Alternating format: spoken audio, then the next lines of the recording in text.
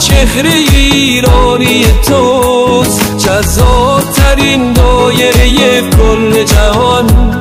آن قرنی چشم اهورایی توست، دل بند تو بند نگاهت یارم.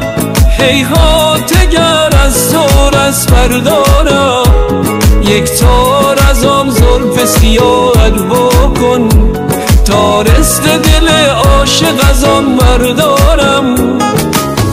به دلم چنگ زدی دختر ایرانی، تو پر از نقشی و چون باری کرمانی. گره از زلف کجم چو قمر بکن، تو که صد عاشق و شیدا برقصانی. به دلم چنگ زدی دختر ایرانی، تو پر از نقشی و چون باری کرمانی. گره از زلف کجم چو قمر بکن، تو که صد عاشق و شیدا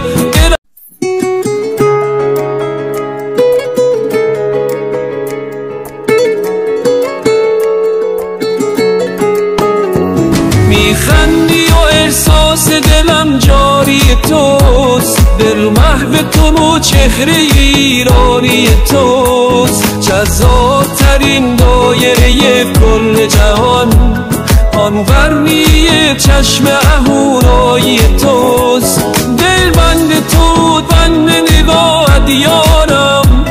هیهات گر از تو رس بردارم، یک تار از آن زلف سیاهت بکن، تا رست دل عاشق از آن بردارم.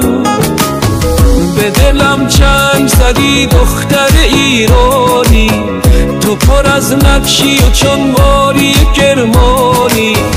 گره از زلف کجم چو قمر بکن، تو که صد عاشق و شیدا برقصانی. به دلم چنگ زدی دختر ایرانی، تو پر از نقشی و چون باری کرمانی. گره از زلف کجم چو قمر بکن، تو که صد عاشق و شیدا